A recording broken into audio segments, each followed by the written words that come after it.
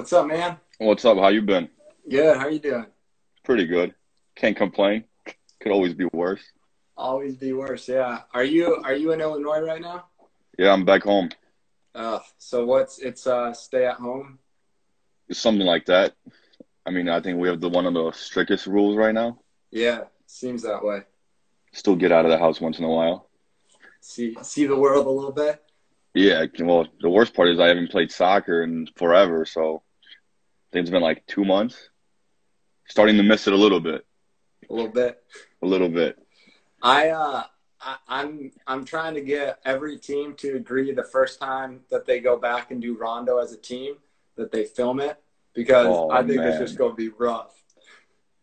I mean, I'm thinking about it because if we stay home for a little bit, if college season starts, Yeah, man, these kids are gonna be out of shape. I know. Because No they're summer not doing ball or anything right anything. now. It's gonna be they were actually thinking about skipping preseason and going straight to games in September. So that would be even worse. Oh wow. That'd be fun though. I Injuries, like. you have to Yeah. recruit 30 guys. Yeah, especially in college season where it's like 3 games a week. Oh my Yeah, no, goodness. it's no joke. But I'm just hoping we play, which it's like 50-50 right now. They Yeah. might even move it to the spring. So I don't know if my guys are Jeez. gonna be eligible to play in the spring because it's the first semester. I have a lot of freshmen. Oh yeah.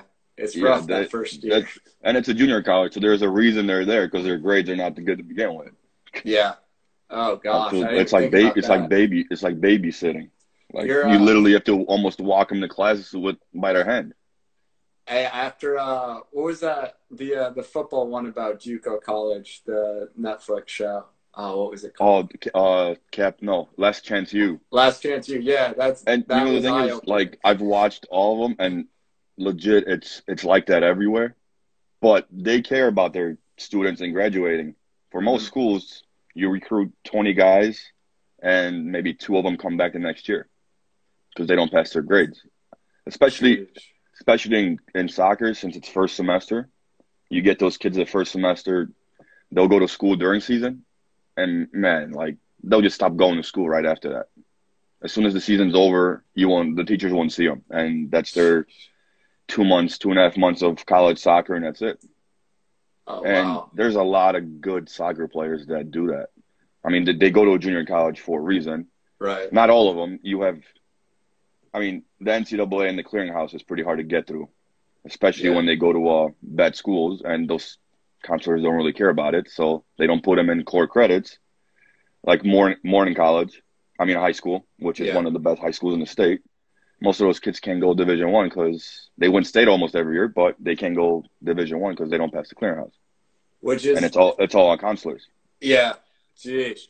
Welcome to U.S. soccer, everyone. Oh yeah, and then once you're done with college, it's too late, almost too late to play pro anywhere else. So that's I tell my guys in college, I'm like, this is the closest most of you're gonna get to pro soccer, so enjoy it.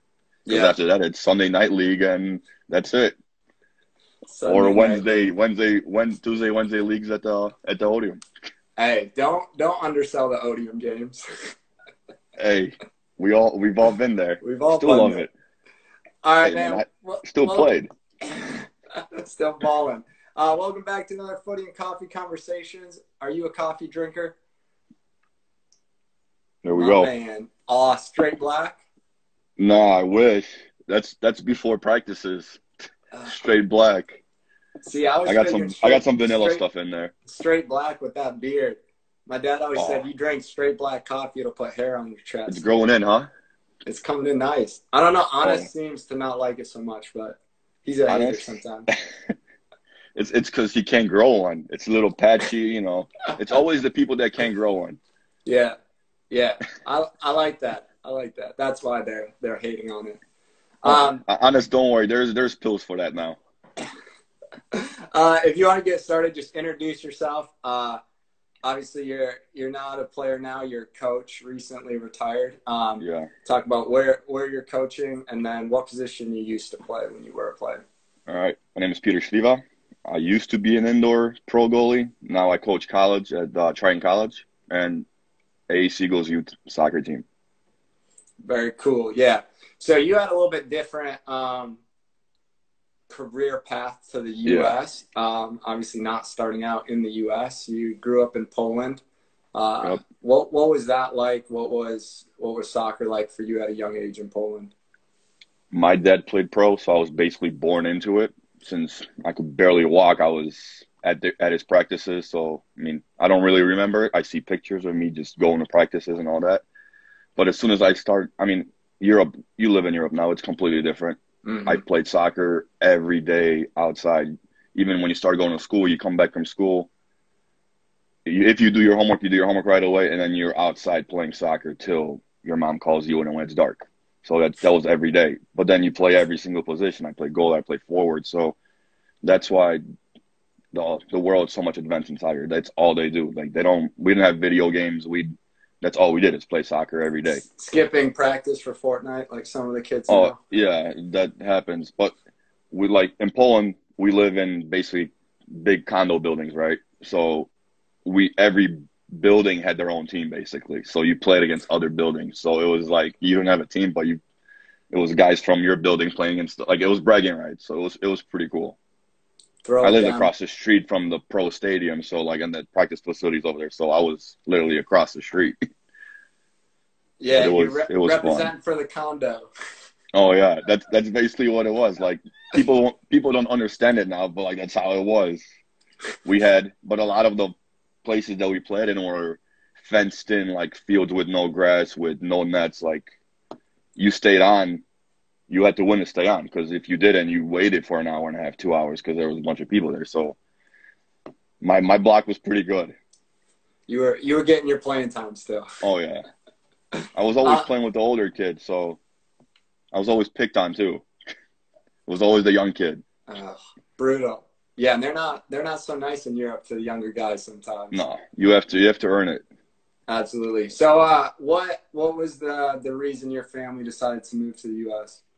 I mean, my parents lived there during communist time, so obviously life wasn't that great. The pay for soccer players wasn't great, so then my dad kind of stopped, got on knee injury, stopped playing, so came over here, played for like Eagles and all those teams, tore the ACL again, and stopped playing and just stayed here. But I came here when I was 8 years old, so it was tough at the beginning. Yeah, did Didn't you speak didn't a speak lick any of English? English. Oh, Oh, the first year I went to school, it was a mixed class with a bunch of Polish kids, so I kind of got away with it. My parents weren't happy because I was speaking Polish the whole time. Then after that, they put me in an all English class. That was brutal, like coming home crying every day because you can't talk to anybody. But that's how I learned. So it picked up real quick because you had to. yeah, yeah, you were forced to. Yeah, my sister had it easier because she went to kindergarten. I went straight to third grade. So, Yeah, that's not easy, even when you speak the language sometimes. So, oh yeah, um, but did you find soccer to be kind of when you got to the U.S. kind of an escape then, in the sense that you don't have to be able to speak the language, you know, oh yeah, you can I just kind of played. be on the field. I started playing on Eagles. It's a Polish team, but a lot of those kids didn't really speak English. I mean, Polish, so I was learning through that, but I was a little bit better than everybody. So I was playing field, I was playing goalie, like it was fun. That was the escape. That was what you looked forward to, especially me coming from Poland. When you're playing soccer every day, then you're going to playing 2, 3 times a week, and that's all you really get. So you really enjoy that time. Yeah. When did you start becoming full time in the net? Full time, probably when I was like 11, 12. Usually played at least a half in goal, and then like every goalie, you think you're a forward, score goals. I scored my share of goals though. Like I always played a year up. My dad coached. I think I was U8, U10s. I always played at least 2 years up, and every time I got in trouble at practice, he'd be like, "Go play with the little kids," and kick me out of practice. So I'm crying, walking to the other field, practicing with the younger kids my age. He was tough. Like I didn't like to run, so that's why I played goalie. So we did every time we did laps. You finish last three, you're like, you're not trying to get over here, get there with the little kids. You're not Jeez. trying. Like yeah, he's like, I don't want people telling me I take it easy on you because you're my son. So let's just say I got kicked out of practice a lot. It But the seems only good thing was I played the U10s and U8s, so I played double games on the weekend. So That I'll would be take it. nice. Yeah, I would like that. It seems though like when your parents coaching you, it's either they're really easy on you and are don't do a good job of coaching, or they're just Oh, so it's your strict. European parents are the worst. It's like Hispanic parents. Like you come home, you have a shout out, you're happy, and like you dropped that ball right there, or you should have done this. Like you're embarrassing me. Like, and then every time you made an excuse, you're like, listen, I'm a goalie. You're not gonna use excuses on me. I know better. I'm like, all right. It was rough. The car rides home were rough. Yeah, yeah. It was obviously having a dad that's a goalie, you get to learn a lot more about goalkeeping than the average goalie at a younger age. Oh yeah. Do you think that was that a big factor in your development? How long was he kind of involved in the coaching side of you as a goalie? I mean, we did individual practices since I was little. Since basically I came here since I was 8, 9 till 12, 13. But they were tough, and it was stuff that you probably wouldn't do with kids right now because take your gloves off. You're not using gloves today. You got to catch the ball. You're not going to be like these new goalies that just punch everything out because he came from the old school. And like I'll watch games with him right now, and there's a shot at a goalie, and he punches it out. He was like, "Man, if I did that, I'll be on the bench for like months." Like you have to catch everything, and it's like every single old school player. Oh man, we played with balloons. Those balls were going like this, and the fields were shit, and there was no grass by the goal. Like now you guys are spoiled. Yeah, that's the thing I think every older parent says is that, or player, is that nowadays they're just spoiled and have it soft. Which I think to an It's extent happening to is me true. right now. Like I watch college, and I'm like coaching. I'm like, man, when I was playing, like you couldn't get away with this, especially like fitness wise. You, these kids are so soft now. It's my college coach would rip us. Like, and there's players you could rip and they'll play better, and there's players you got to babysit. My coach didn't understand that. He ripped everybody. So me growing up the way I did, you could yell at me all you want. I'm gonna get pissed off and play better. Yeah, Some of these kids just went straight down, and you're like, well, this program isn't for everybody. yeah. They're sometimes a little too soft, and then if anyone yells at them, they've never been yelled at before, so they just Oh quit. yeah, I That made me think of a story. One of my friends told me he was a baseball player in high school, and he drops a pop fly, drops it out of his glove. Coach stops the game, calls him in from the outfield to come in. He gets into the dugout. Guy's like has chewing tobacco, which again would never happen nowadays either. Just goes, spits it on his chest, and just like swears up a storm at him, says, "Don't ever drop the ball again," and sends it back out onto the field with that mark on his shirt. Like I was just like, can you imagine if a coach did that nowadays? my my second year coaching in college. I mean, I started young. I was 23, 24 when I started. I'm going into my 11th year. We played some bad team, and my center backs were horrible that game. At halftime, I had a little shed right next to the field. I walk out, I take the dummies out. I put the dummies on the field. So my flat back four dummies, and I'm like, you guys aren't playing. I'm like, I'll just leave those dummies during the game second half, and they're gonna play. Oh my And they're goodness. sitting there. I'm like, the game's about to start again. Like the refs looking at me like, what are you doing? I'm like, oh, I'm just gonna start these guys. I'm like, they're doing a way better job than these guys. Like they're basically cones today. I let it go till about like 40 seconds left before halftime's over. I'm like, all right, go take those out and go back on the field. But they're just sitting there like, what the hell is coach doing? They I never mean, experienced that before. no, I'm like, it's kind of like Brett Hall thing. Mm-hmm. Some of those kids can't take Brett, or I mean, I've calmed down a lot just because you can't yell at these guys. Like you could yell at some guys. Like I have a lot of Polish kids and Mexican kids. You could yell at those guys because they're used to it at home. The American kids that come from like nice families, you yell at them, they're like, coach is picking at me. Like I'm like, if I didn't like you, you wouldn't be here. Simple as that. I'm like, if I didn't pick on you or yell at you, that means you're sitting all the way at the end of the bench, and I'm not really concerned about you. So those kids Yeah. don't get it these days. Yeah.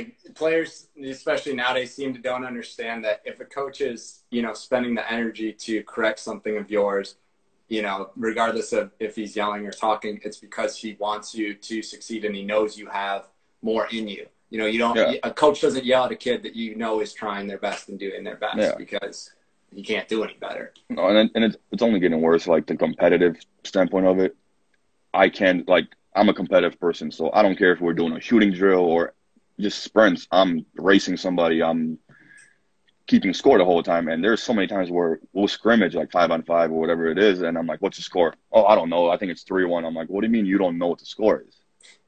I'm like, "So I got to make you guys run if you lose. That's the only way you're gonna get these guys to compete." There's kids that really compete, and there's kids that just don't care, and that's how they grow up now. Yeah. Like, walked into a YMCA a couple years ago, and they had win, almost win, and tie, no losses, and I couldn't believe it. What? Like, yeah, and then like Almost I had to win. look twice to it. I have it saved. I posted it. I'm like, there's no way you're gonna grow soccer in this country if you're doing almost wins. If my kid came home and I'm like, how you do? "Oh, we almost won." "You lost?" "No, no, we almost won." "No, you're you lost." Oh my It's goodness. unbelievable. You'll have to send me that. I want to see that. Oh, but Uh, it's like YMCA. They're doing like every player has to play the same amount of time and all that. Like that's not gonna grow. And that's what you get. You get kids in college. You're like, well, I went to practice all week. Why am I not playing? I'm like, well, thanks for showing up, but you're not good enough. Like you got to work actually to get on the field. yeah. I like to tell players like coming to training gives you the right to be on the team. Yeah, Stepping on the field is completely different than that. no, That's two different things. but this is the thing with college kids now. So in high school, you play against freshmen, sophomore, junior, seniors, right? So they're usually the superstars of their team because they're killing everybody. Then they get to college, and you have 25 superstars from different teams, and they think just because they were good in high school, they should be playing, and which is probably a hard transition, especially for me because I have all freshmen and sophomores. Mm-hmm.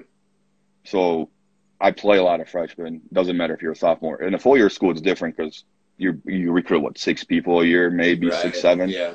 and then the freshmen. But unless you're a really good freshman, you're either redshirted or you're getting a little bit of playing time. These kids go in right away, and that's what a lot of those kids understand. But where they pick 4-year schools, like they'll go to a Division 3 school over a junior college because they think it's all junior college. You failed. No, the top junior colleges are better than some D1 schools. Like Yeah. we Yeah. we There's some play talent this. there. Yeah, we play a team from Richland, Texas, which that's where Dallas Cup is at. It's all foreigners. They're all Brazilians, Colombians, and they're good. I I have to beat them to get into the Elite Eight. I think we beat them one time in penalties, and that's because it was snowing outside because They they're from weren't used Texas. to Other that. than that, I think 3 years ago we were number 5 in the country. They were number 1. They won the last 5 national championships. We got smoked 7, Jeez. and I was missing 5 guys, but still, like even if I had all my guys, they're just above those. I mean, I have 18, 19-year-olds. They had a bunch of 22, 23-year-olds that are trying to get into NIA schools because that's how they do. They come in to play junior college, and they move up after a year or two to a 4-year school. That's their path to get in there. I got But, you. but it's not even fair. Yeah. Yeah. That's tough. So back to your career a little bit. You were starring at Taft High School. Represent. Shout out Uh, Taft. What talk about the process of getting to university for you. What was that like? I took probably a little different process because I wasn't really thinking about college. You know, every kid's like, oh, I'm going pro. My dad's gonna send me to Poland and play pro. So I didn't really do the recruiting part. My grades weren't that good. My grades were good probably till like mid junior year, and that's when you start hanging out with your friends. Not really, because I mean I played on my men's team. I played on Eagles men's team since I was 15. Then I joined soccer's. So my junior year, I messed up my knee. So that's when the recruiting process happens for D1 Mm-hmm. schools. I was on a pretty good soccer's team. We won nationals at U19. So like we were always the team that made it far but never won anything. Like we were good, but the whole recruiting process, I was gone for it. I was out with a knee injury, so all my guys went D1. I think every single player that I've played with on that team won Division 1, other Wow. than me. I won Division 3. I was supposed to go to the University of Chicago. The coach got fired right before, I think, summer started. Oh, So the wow. assistant ended up going to the college I went to, Dominican, and he's like, well, the guy was a Trask that came in. He's at Wisconsin right now. He brought his Mhm. own goalies in. He brought his own recruiting class in, and he brought in Jovan, and Jovan was the national team goalie for Serbia. So he's like, you're not going to play. You have no chance. So you might as well just go here for a year and then transfer out. So I ended up going to Dominican. Jovan ended up torn his ACL in preseason. Oh, So wow. I don't regret it. I mean, I went to a Division III school, but we were nationally ranked every year. We have the longest conference winning streak in the country for NCAA. I think it was 150 games. I mean, I lost 8 games in 4 years. Yeah, I mean, you guys won your conference and your conference tournament every year you were there. You Yeah, guys, it's straight powerhouse. my first college game was 14-0 to our rival down the street, Concordia, and I'm like, you got to be kidding me. I'm like, this is how college is going to be. Honest, uh, Honestly, Honest, broke the Honest broke the streak. streak. He broke the streak. He sent Oh, me a snap. He sent me a snap right when it happened. I'm like, and it happened at home. And I literally texted some of the kids I still knew on the team. I'm like, really? I'm like, you're gonna let Honest break it out of all the people? I'm like, worked so hard for this, and Honest did oh, it. bragging rights from Honest. No, You but we, guys, we were good. I mean, we you, played national tournament every year. I mean, you I made could it have to the went. Elite Eight. Yeah, we could have transferred. I could have transferred out, went to some bad D1 school and struggled over there, or played 4 years at a school that's going to compete for a national championship every year. So that was my thought about it. So I ended up staying. We had one of the best grass fields in the city, so like that was a selling point of it. Plus, it was a good school. Mm-hmm. Plus, you get into a school, you make friends. The coach basically ran it like a D1 school. We had everything. He was athletic director, so we were the main sport on campus. You were We got taken everything care we of. wanted. Oh yeah, teachers, everything. Like you got away with stuff that you normally wouldn't. Like probably close to like football players and basketball players at D1 schools. We got away with a lot. Like I would go to class, people like the teachers would be like, "We have a game today." Oh, just put your head down. No, but we were good. I mean, I enjoyed my 4 years. I mean, we made it to Elite Eight, lost to a team we probably shouldn't have lost. I think our coach and everybody got a little bit too cocky. We played a Sweet 16 game against the hardest team, beat them in PKs, and nobody even stayed to watch the other games because we're like, oh, we're gonna win. Oh, Then wow. we played at Case Western in Ohio.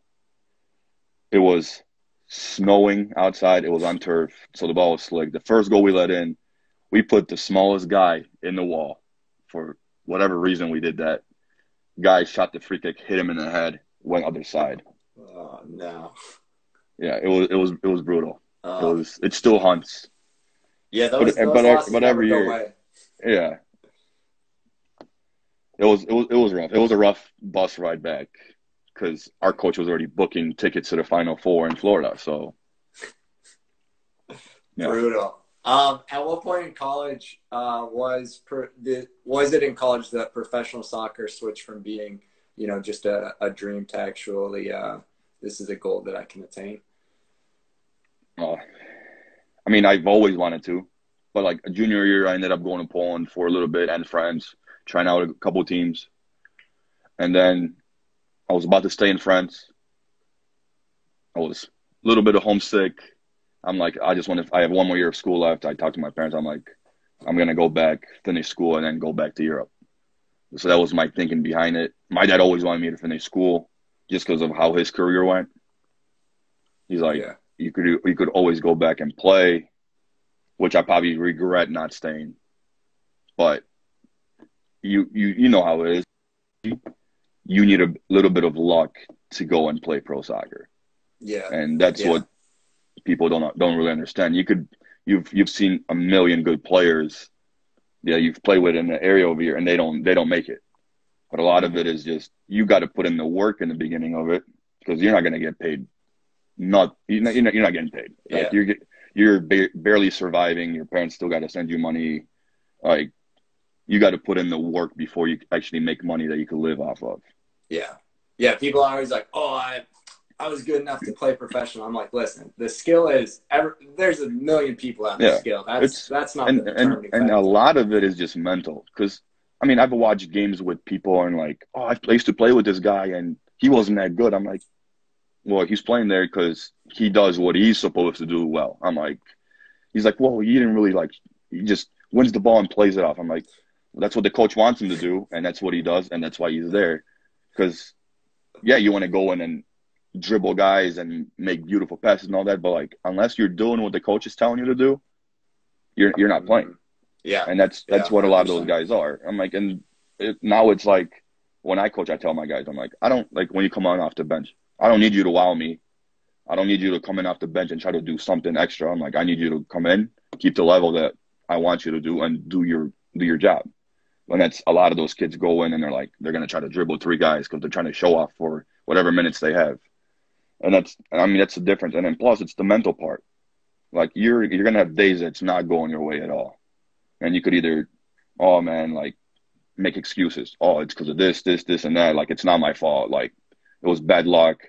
Or you could be like, man, I got to work harder and got to toughen up mentally because you got to recover right away. You have a bad day. If you have a couple of bad days, you might not be there for a long time. Yeah, very true. Very true. So a lot of it is mental, especially Yeah. for a goalie. You're gonna have some really bad days.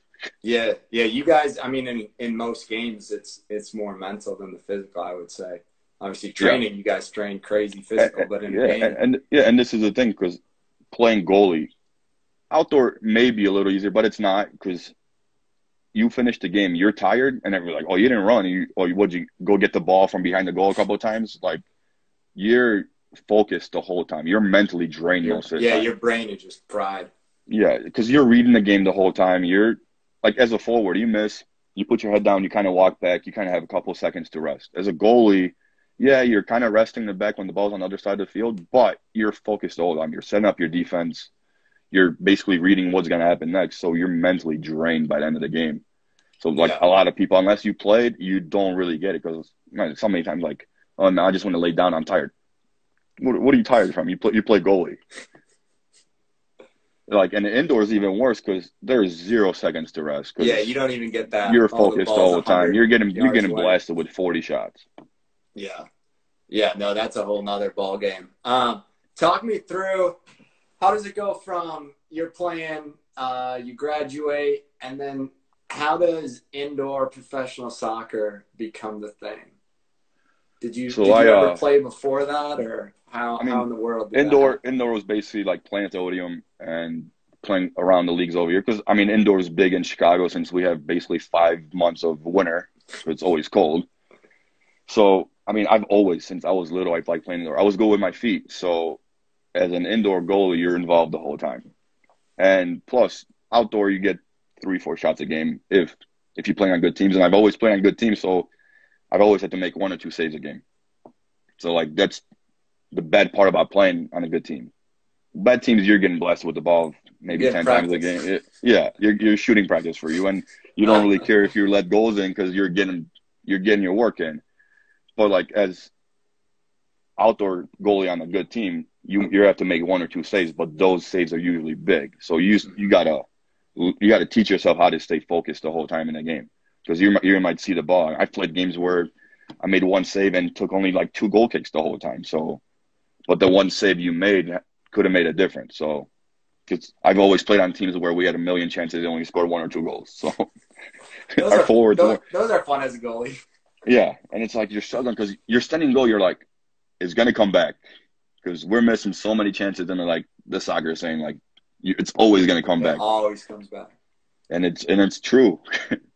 No, but like I played indoor the whole time, and then my first lick of professional indoor soccer, I was actually working full time, where I'm like, let's try this full time stuff. I got a call from Rockford Rampage. There was a pro indoor team here in Rockford, but they practice in Chicago. Their goalie went down, and they needed a goalie for practice. So I would go every day to practice over there, and then go to work. And that was my first lick of it. But it's the soccer, the indoor soccer you play at the Odeum, and it's completely different than the pro indoor soccer. It's all patterns. It's like hockey. Like you think it's 5-on-5. You just hit the ball off the boards. No, it's basically routes, patterns. You play everything almost by memory. and you have to be in those spots. Plus, it's a little harder for a goalie because a lot of people don't know this, but the goalies only have 5 seconds on the ball. So if you catch it, it starts counting, you put it down, it's still 5 seconds. They play it back to you to your feet, you have 5 seconds. The last 2 years, they changed it to 4 seconds because they want to speed it up. But you're involved a lot. And then anytime you kick the ball out of bounds from behind the yellow lines, because you have 3 lines, it's a top of an arc restart. So it's basically almost like a PK. Yeah. So like indoor soccer is a lot of set pieces because you have corners and that. Like you can't give that up. So you get the ball at your feet. There's a lot of pressure on you, and then you always have guys that press you because you have 4 seconds. You get the ball down, you can't keep your head down. You get it. There's a guy coming at you right away just to pressure you, so you kick it out of bounds. So there's so much to learn about it. It's like every other sport. You watch baseball, you're like, oh, it's just 11 guys on there. You hit the ball and that's it. No, you have to learn about the shifts and everything. It's every sport has their own things. It's like normal soccer. Oh, it's 11 on 11. How hard is it? You kick the ball into the net. No, there's formations. There's a million stuff that go into it. Because if it was that easy, everybody would do it. Absolutely. Yeah. I remember Chicago Mustangs asked me to come out back in the day. And I went to a training and we spent an hour just like practicing where to hit it off the wall for it to hit a certain spot to come back for the second guy running on. Yeah. And I mean, the only indoor I played really was like Bridges indoor, which isn't indoor at all. So I was like, you're playing with big goals. Yeah. And like the boards do come in handy because, I mean, a lot of good teams in indoor, they hit the boards and the guy comes in. But if you're not a good indoor defender, that guy's coming right. He passes the ball. He's coming right for that shot off the boards. And you look, he's already gone. And he's scoring. So like indoor, you're allowed, it's more physical. You get allowed the little bump. So a guy passes the ball, you're allowed to bump him just to turn, like, so he doesn't have the easy run in. So there's a lot to it, but like we have a lot of futsal guys that go into it in the first 2 years. Futsals, they're unbelievable on the ball, but defensively they struggle because it's not a lot of contact. So like the best teams in the league, like the Milwaukee, Baltimore, even San Diego, they use the boards a lot. And you're getting a shot from 3 yards away. Like you could dive, but my first game when I made it to Seattle, we played, which I don't know why the league did that. We were a brand new team, and they gave us San Diego Sockers, which they were like 19-time champs. And I'm just thinking about it, I'm like, if you're putting a brand new team in the league, why wouldn't you give them the easy game so you don't get killed the first game? So and it was a home game, so your fans actually enjoy it. And then we lost, what was it, 15? I think 15 to like 5. Oh, we got absolutely destroyed. That's making an impact, but not the not the guys you want. Yeah, and then we were the impact. That year was brutal. We didn't play any defense. That was like right before we went together to Canada for the Croatian soccer tournament. The Croatian tournament let in 1 goal the whole tournament. We lost in the final. Oh my goodness, I'm still salty about that. That was and it was Taylor Bond that scored that goal. Yeah, that's and really he still brings it up. He goes, remember when I jumped over everybody and headed it in? I'm like, yeah, I remember that. That's why I had to switch to the dark side and went to the tournament with them, so I finally won it. You're onto something there. Yeah, they all like roll up fresh on the finals, and we've all just been playing game after game after game. It was fun though, fun experience. It was a good time.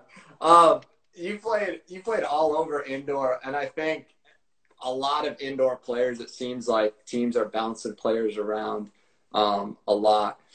Was that challenging as a goalie because you're finding new teams, you're in a new environment, every coach has a little bit different style of play. How did you kind of deal with all of that? It's not easy because you're always playing with new defenders.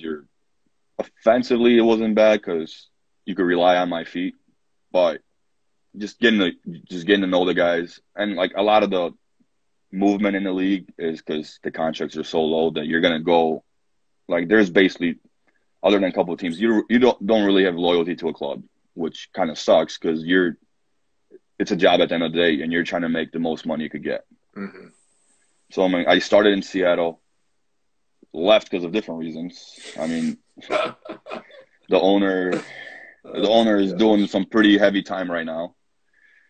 I mean, you know, Gordy, it was me, Gordy, it was a couple of Chicago guys. We went there. It was fun in the beginning because we had a pretty good group of guys. Then the whole rape allegations came out. I think we had like 2,500 people the first game, which wasn't a lot, but it was good for the team that we like Yeah. for starting out team. Yeah. And then the whole rape allegations came out. Half the team quit because there were a bunch of local guys. They basically tried to get us to quit so they could take over. So knowing us, Gordy, we've just flew in a bunch of guys from Chicago because not one player in the Seattle area would play. Like, doesn't matter what money you Um, gave them, they just protested this guy, and nobody, like, we were calling guys, like, you want to, like, guys that we cut in preseason, like, you want to play? Nah, like, they were making their pact. And it was funny because after the first game, those guys still played. They came up to me out of all the people, and they're like, well, you're pretty good. We want you to stay with us. This is what we're going to do. We're going to sign a letter to get this guy out and force him out to the league that you want to have players to play. And I was like, listen, I'm like, it's cool that you guys came up to me, but I'm friends with Gordy. I'm friends with all the guys. I can't do that. Plus, the guy's paying for my living. I'm like, I'm not gonna. What am I gonna do? Just say no and go home till you guys win this case? I'm like, I can't do that. So I told Gordy and those guys, and it was like a war between us and them. So we flew a Jeez. bunch of guys in, which sucked because we had about maybe 9, 10 guys there, and then the rest 5, 6 guys, we flew in every game. So practices weren't as good. Wow. Like, and it got better. I mean, at some point we were 3-2, I think. So we're like, okay, this is working. We're But going. the longer the season goes, like it catches up to you that you're not practicing, you're not on the same page. And plus, the guy wanted to be owner, head coach, player. Not gonna Too work. many roles. Yeah. So we didn't, and that was me going from Rockford and knowing how indoor soccer is played to going there. It was like playing at the Odeum. It was no patterns, nothing. Like, we were good going forward. We didn't play any defense. So we would score a lot of goals, but we let in a lot of goals. But I'm like, I'm getting blasted with the ball 40 times a game. There was one game, I think we played at Turlock. I had 35 saves Oh and we wow. lost the game. I'm like, 35 saves. I had more saves in one game than I did all my senior year in college. So I'm like, and we lost the game. But, and then Jeez. it got so bad we would get like 50 people at a game. So, like, it would be a random group of girls that were coming and watch guys play. And Yeah. that's basically what it That's was. it. It's like, these girls are with you, these girls are with me. That's how it was. Oh my And goodness. they did everything. They did like dollar beers. You had your loyal fans. You had probably like 10 fans that loved it anyways and came anyways. But I mean, I've played in front of more people at the Odeum than that year. So Yeah. it was fun going on the road because There's you played actually against, fans. yeah. So there was actually fans.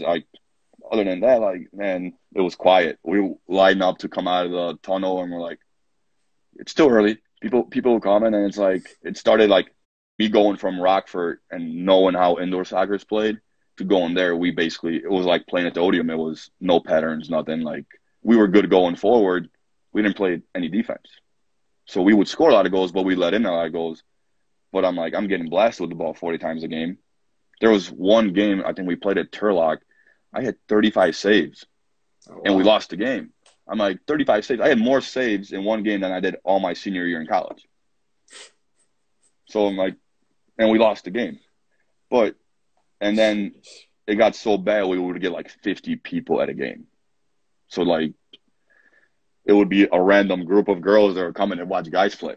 And Yeah. that's basically what it That's was. it. It's like, these girls are with you, these girls are with me. That's how it was.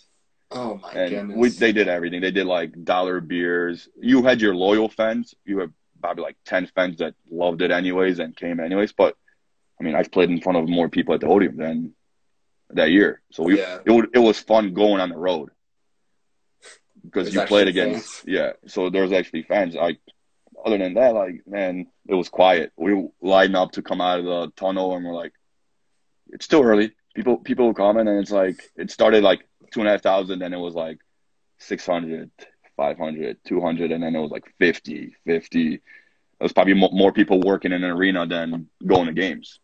Which you can't last long No, and economically. the guy had money, and it was more like a pride thing for him. And he's like, no, I'm not selling it. And then I think it was 12 games into the season, we went to Sacramento, and we lost to a team that we shouldn't have lost. And his wife basically pulled the plug on it. She's like, listen, this is over. Just sell it. So he sold the team. I got traded. Me and the four other guys got traded to LA, basically Ontario. Mm-hmm. Gordy got traded to St. Louis, where he cried about. This is how I found out. I woke up and Gordy's next door crying. I'm like, what's going on? He's like, he traded me, and he's like, I wanted to have my pick where I wanted to go. I'm not going to St. Louis. They're not good. Like, he wanted to go to San Diego, but that's how we found out, and then ended up going to Ontario. But it was more of a, they were making a run. They traded for like 12 guys right before the season was over, halfway through, and they made a playoff push. I needed to be there just because they need two goalies. You need two goalies indoor, but they needed two goalies in the roster for playoffs. So I played a couple games earlier in the season once I got traded. It was like we split time, but the goalie's been there for a while, so it was going to be hard to beat him out. I put in my work. Like I said, I could have been like, screw this. I'm going to go home. I'm not playing. So I did my time. I think I settled for like 4 or 5 games. The last game of the season was against San Diego in San Diego, and the goalie and the coach got in a fight. So I started that game. Played probably one of my best games ever. We lost 3-2 in San Diego, but I had an unbelievable game. Better than the first game against them for you.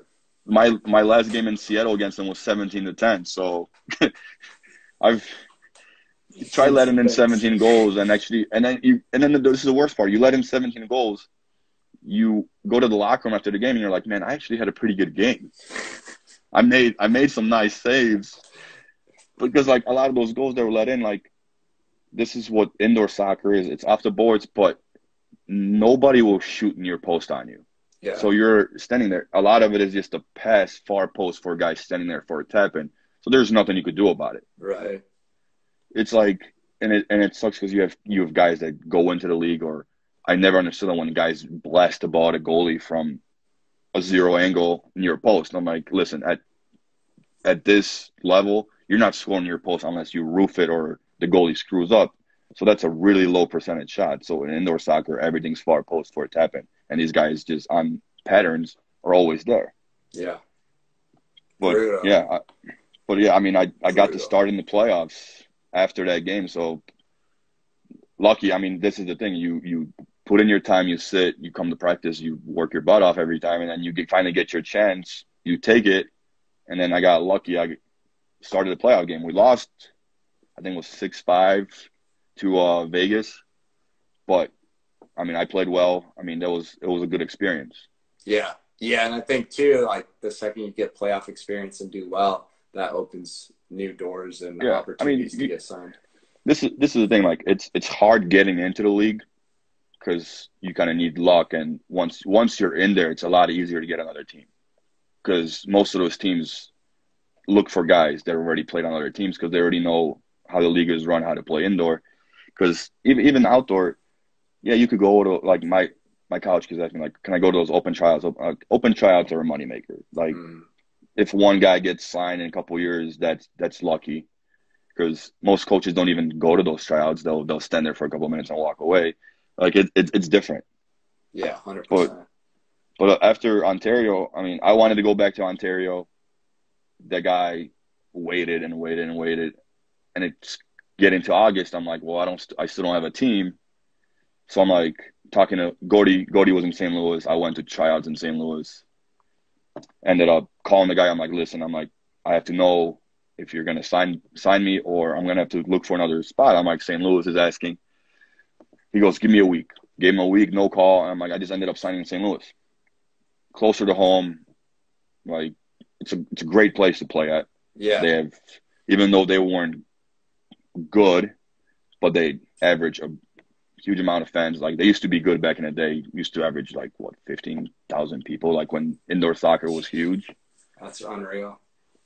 So I signed there, and then right before season start, Rochester folded, and they signed a goalie from Rochester, a Brazilian guy, played big time in Brazil.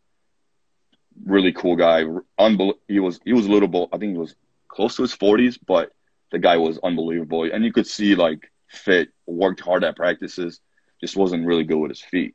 Yeah. But I signed a per game contract, and he signed, yeah, the worst. It was basically, I either take this or I'm not playing this year. So I basically jumped the gun and signed it. I was guaranteed that I was going to get paid even if I don't play. So I'm like, it's a per game contract, but you're still getting paid. So, but it wasn't a lot. Yeah. So, but they're like, it's St. Louis. We're going to get you coaching. It's free living, free food. So I'm like, you're not spending any money. So ended up coming. He was on salary. So he was playing. The first 10 games, he played every game. Even though I was killing at practices because he wasn't really good with his feet. We're all 110, and I'm killing at every practice, and I'm not playing. And it How came down to difficult is that it mentally? was really difficult. I mean, that was probably the closest I ever came to quitting. Because if the guy's like so much better than you and you're winning, you got to keep your mouth shut and keep working. Yeah. But if you're 0-10 and you're not getting a lick of playing time, it's kind of hard to play. It's kind of hard to wake up, and we practice at 6 in the morning. It's hard to waking up every morning and trying at practices. So I think we were 0-9 or 0-10, and they switched coaches. So I finally got right before they switched coaches, I finally got my first game against Seattle, the team that took over. So they're Tacoma Stars. Yeah. Lost in overtime, but I played well. Then the new coach came in. His first game was in Kansas City. It was first time, I mean, second best game I ever played. It was our first win of the season. It was the first time they ever beat Kansas City in Kansas City. I played awesome. And I think I got honorable mention for team of the week. And then next game we go to Milwaukee, and I kind of sensed it before we got there. I go in the locker room and he's starting. So I'm like pissed off, confused, and the coach was Tony Glevin, which is like a little Irish guy, great player. Once he coaches a PDL team in St. Louis, Okay. like old school guy, and takes me outside, and we're talking. He's like, "How you feeling?" I'm like, confused, pissed off. He goes, "I know." He's like, "You played great last game." I'm like, "That's exactly why I'm confused." And he's like, "Listen, I have two goalies. Both of you guys have to play," and which was BS. It was, you're on salary, you have to play. Yeah. So we lost the game. Next game we play, I win. Next game he plays, we lose. So like I had 4 wins, he had 0, and we were still switching time. So I'm like, whatever. At this point, I'm gonna keep going. But right before all this happened, Las Vegas reached out to trade for me right before my first game. And it was right before Christmas, and they were in the playoffs. I think Nestor played for them. You played with Nestor. Yeah. So they hit me up, and they're like, their goalie got hurt in the beginning of the season, broke his hand, so he was out. So they played a backup. They were really good. That's the team that beat us in the playoffs the year before. So they had a really good team. They had a rookie goalie playing, so going to the playoffs, you're not going to win with that. And they were just winning games despite having a goalie. So I made a agreement with the guy. He's like, listen, it's Christmas. I don't want to move you during Christmas, so let's just wait 2 more weeks. He goes, I'm definitely trading for you. We'll wait till after Christmas, after you go home, and then for the playoffs. So I'm like, I agree to it. And then I started playing games in St. Louis. So I'm like, listen, Vegas, I could get in trouble. Like, I like to play cards. I don't know if this is the best place for me. Are you trying to say St. Louis and Vegas are different? A little bit. Well, in Vegas, they practiced at night. They practice at 10 o'clock at night. So you have the whole day to yourself. That's so dangerous. Plus, Vegas doesn't really start till after midnight anyway. So these guys, Nestor's like, listen, we practice till like 11:30 midnight, and then we're out partying the whole night and then sleep the whole day. I'm like, Oh, it's a dangerous lifestyle. yeah, that's dangerous. That's dangerous So to I'm be like, good at soccer. yeah. And it's like you're not working, so you work 2 hours a day. So you're like, no. He called me, and I'm like, listen, I'm like, I would love to, but I'm like, I think I'm just gonna stick it out here. I'm like, I'm actually getting playing time. Like, plus they weren't really getting a lot of fans, and we were getting 3,000 to 4,000 people a game. Like, it was just a different atmosphere here and there. Even though we had 1 or 2 wins at that time, I'm like, it's turning around. Plus, a new coach came in, and I'm like, I'm just gonna stick it out. So finished the season. I think we finished with 5 or 6 wins, and the owner from the team formed the team in Florida, in Lakeland. Mm-hmm. So after the season was over, he's like, "Listen, I want you and 2 other guys to go with me." And I was on the bad contract, and he's like, "Listen, you could stay here and keep the contract, or you could come here, and I'm gonna." You raised it up a lot, so I'm like, "Listen, St. Louis, Florida, staying in St. Louis for little money, going to Florida, living in sunshine Tough for a lot more choice. money." Tough So I'm like, choice. there wasn't even. It's wasn't a. I didn't think about it. I was like, dude, when do I move to Florida? And Lakeland has the good old famous strawberry festival. So Oh yeah. that's an added bonus. And it That's was an hour away from Clearwater. yeah. So we would practice, I think it was 9 to 11, done by noon, and then go to the beach. Like that's living the life right there. Not a bad life. You wake up in the morning, it's 60, 70 degrees during the winter. Like Mm-hmm. the thing is, we had when I went to Lakeland, brand new team, so you have to basically build up the fan base and everything. So it was cool because all the fans that you get are basically brand new fans. So because if you go to St. Louis, they still got their old school fans. They like the local guy. So you're like, I was treated really well, and even though I wasn't playing, I was treated well in St. Louis. But you're going in and you're starting the fan base, so you're getting your loyal fans from the ground up. Mm-hmm. So like it was fun to build that up. Plus, it was different because they hired a GM that worked for Orlando City, and he's like, "Oh, we're gonna sell this place out, and we're gonna have 5,000 to 6,000 people a game." So I was sold on that. Didn't happen. We still had pretty good crowds, Yeah. but I think Lakeland, Florida in general, is really hard to bring fans in, especially because you have nice weather. It's Plus, hard when it's nice weather. There's a lot of other things yeah, to do.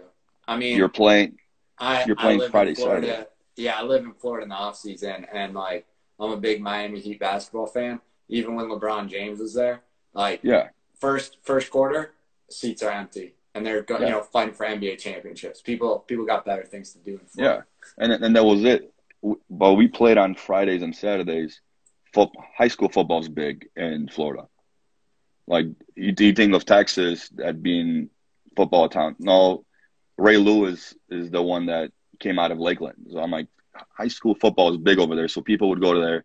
So we would still average pretty good crowds, but you're not going to get the crowd you want just because there's so much to do. Plus, the traffic in Florida is unbelievable, Yeah, especially on a Friday night. it's I mean, terrible. you're not going to come from Orlando because Disney traffic's bad. You're not going to come from Tampa because traffic over there is bad. So you had the local people, and there's only a certain amount of people that could come from. It's not a big town. So the owner thought he was going to get both.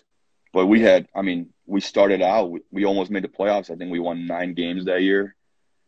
We, and the game that cost us the playoffs was a game against St. Louis, and they only had 1 win, and they beat us. Oh gosh. So that was kind of a payback because it was the owner, it was me, the owner, Freddie Mugen, and Anthony Rico, and then we heard it the whole game. It was you Was it at St. traders, all Louis? that. Yeah, it was at St. Louis. We Oh, got just the stuff I heard from behind the goal. It was you traitor. You should have stayed. oh man. You lost to a team with no wins. No, but the first year in Lakeland, we had an unbelievable team, but we only had about 3, 4 guys that played indoor soccer before. We had a lot of futsal guys, unbelievable with the ball, unbelievable players. We practiced outside because there was no indoor facility. So the only Oh, time we would practice inside was if we had the arena, if the arena was available before games. So we practice outside without boards. So you're getting 8 or 9 futsal guys that never played with boards, and then you're gonna practice outside without boards. So a lot of our mistakes happen defensively just because we didn't use the boards at all on offense, Yeah. and defensively we struggled with the balls off the boards. Jeez. So that was, and even though we did that, I can't believe we won 9 games. And I mean, we played some possession wise, unbelievable. It's just the defensive breakdowns that we had just because of the lack of boards. Plus, that's a pretty big thing to not have at training and then have yeah, at a game. but this is the thing. Like they say, a rookie in indoor soccer, it takes about 2.5 seasons to get it. So you're basically a rookie for almost 2.5 years. We had 9 rookies playing, starting. So it was hard. We had, like I said, if you play a 4v2 at practice and you're inside, you're not getting out. Yeah. Like these guys were all sick on the ball, but we struggled defensively. And I mean, we lost a couple of games that we should have won. Our first game we played, once again, brand new team. We played San Diego Sockers. They came in there. They came in really cocky. They're like, "Oh, this is a joke. I can't believe we got to play you guys." Their coach actually said that to our coach. He goes, "I can't believe they're making us play you guys. Like, this is a joke." They all went to the beach before, and we were down, I think 5-1 or 4-1 at halftime. Ended up winning 6-5. We scored a goal like 30 seconds before, and then last 3 seconds of the game, it was a shot. It went off my fingers, hit the post, went out, and we won. Oh wow! So it was lucky, but we never gave up. That's what it was. For our team, the problem was we would do good, and then it would be like 4 or 5 minutes of breakdown, and the teams would score 2-3 goals. And it's hard to get out of that hole. Yeah, that's your team. And that's what it was. And then every time that happened, you're like, oh man, it's happening again. Here we go. And then you kind of go down. But yeah, so I played there for 2 years. Second year was kind of the same thing. We got a couple new guys, but it was outdoor guys or guys that played USL, guys that played futsal. So it was the same thing, and we still practice outside. And I think the owner didn't really understand. We got a new owner. The guy from St. Louis got bought out. The new guy came in, and he was an outdoor guy. He literally told me before, he's like, he coaches. He's a heart surgeon, so he's got a lot of money. Yeah. He took over the team just because he wanted to run a team in that area because he grew up there, but he lived there for a long time. He did like a community service. He's like, I want this team to be here for the community, which was pretty cool. But so that's why you guys were the sponsor, the health sponsor and all. Yeah, that's what a bond clinic. He basically runs the bond clinic. Okay. He's the whole director of the whole thing. Oh, so yeah. But he came to our house one time, and we had a game where we played we played Syracuse the night before. We played at 7:00 at night, and it's a 5-6 hour drive to Baltimore. So we drove overnight to Baltimore, got in, and we played at noon. So, and I ended up driving one of the vans. Oh my god! So then we get blown out. We won the game in Syracuse, and then we get blown out in Baltimore. And he's blasted. Like, yeah. A lot of teams get blasted over there. The name says it all. But he never understood it. He's like, I'm spending more money on this team. We should be winning. I'm like, and then a couple weeks before we beat Baltimore at home, which was the first time ever, and they just came back off a championship. So, and then he's mad that we only won by 1 goal. Like, his expectations for us were so high, unrealistic. Yeah. I'm like, listen, we practice outside. Like, these guys practice indoor. Plus, Baltimore and the top teams in the league, they have the core of guys for 5, 6, 7 years, and they replace a guy or two, but they don't replace them with guys that don't know how to play indoor. But you could get away with replacing 1 or 2 guys. Now, when you replace 5, 6 guys, and those guys are not indoor players. Yeah. So we got blasted, and he comes into our house, and he's like, "There's no excuse that you guys traveled and all that." I'm like, "Listen," there's not even 24 hours between games. Plus, you're traveling in vans. You're getting into the hotel. So game's over by 11. By the time you leave, it's midnight. You get in there at 5, 6 o'clock. you sleep for a couple hours, and you have a game. Like you can't do that. I don't care how good you are, you're not gonna No, perform at not that. as adults. You're not doing that. Yeah, I think we got it might have been like 10-1. It was bad. There's probably like 40 seconds left, and Baltimore has the nicest cheerleaders. So he calls a timeout with about like a minute left. We're like, why is he calling a timeout? So we all get in the huddle, and we're like, what's up? And he's like, no. He's like, I have nothing to say to you guys. I just want to see the cheerleaders one more time. Oh my goodness. No, but we got back, and the owner comes in, and he runs was it Clearwater or Tampa Bay Kickers, which is one of like, I guess, a really good amateur team. They play nationals all the time. And he goes, yeah, and winning an indoor championship would be nice, but he goes, I want to, like, my focus is on the outdoor team. And I'm like, when the owner says that to you, you're like, listen, like, you don't even know what you're talking about now. Like, you run a pro team, and you're more concerned about your amateur team. And, like, you don't really build confidence in your owner. Yeah, that's not so So encouraging as a player. yeah, I was like, and then he's like, every team has to travel and all that. I'm like, yeah, but they're not getting in the morning and playing. Like, I've played some games there. I think earlier that season we played. It was a New Year's game in Cedar Rapids against Gordy. We played in Kansas City the night before, and Kansas City's 8 hours away from Cedar Rapids, so the game was over by 11. Leave at midnight, get in at 7, 8 o'clock in the morning, and we played at noon the next day, and we got blown out. And these guys are like, everybody does it. No, not everybody does it because most people fly, but there's no way we would have got a flight out of Kansas City and got there. So the scheduling, like there are not many flights for those. Yeah, it's pro soccer, but you're not really treated like a pro most of the time just because the travel alone is brutal. Yeah, I think especially with like the Friday, Saturday games and stuff, and then playing, it just doesn't make sense. I think it was the first year in Florida, we played Friday, Saturday, Sunday. So we played 7 o'clock, and then 3 o'clock. Oh my god! And we were in a playoff push. We needed to win one of the first 2 games against Harrisburg because we played a back-to-back against Harrisburg. We needed to win one of those, and then we lost both of them. And then you go and play the third game in 3. Like, it's impossible. You don't even get 24 hours between games, and then you got to play 3 of them. Like, yeah, and what are you going to travel 20 guys and switch them off? Like, it's the legs get heavy, especially indoor because it's not like normal indoor game at the house league. You're playing 60 minutes. The clock stops every time the ball goes out of bounds. So you're playing legit 60 minutes, and you're allowed to dress. I think it was 14 guys at the time. So you're dressing 2 lines, 2 subs, and maybe a backup goalie.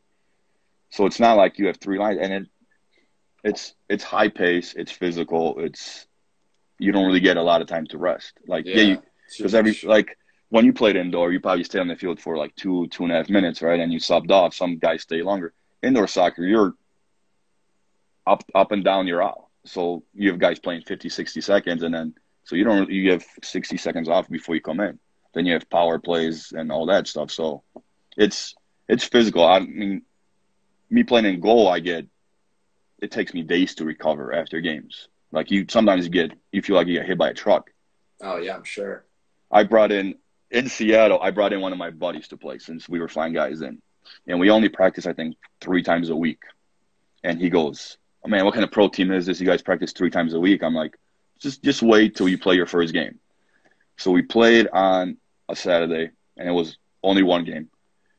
And he was my roommate. He was across the hall from me. So the game's over. Next day, it's a Sunday. I walk in. I'm like, knock on his door. I'm like, how you feeling? He goes, dude, I can't move. He's like, you just laying there crying. He's like, everything hurts. I'm like, there you go.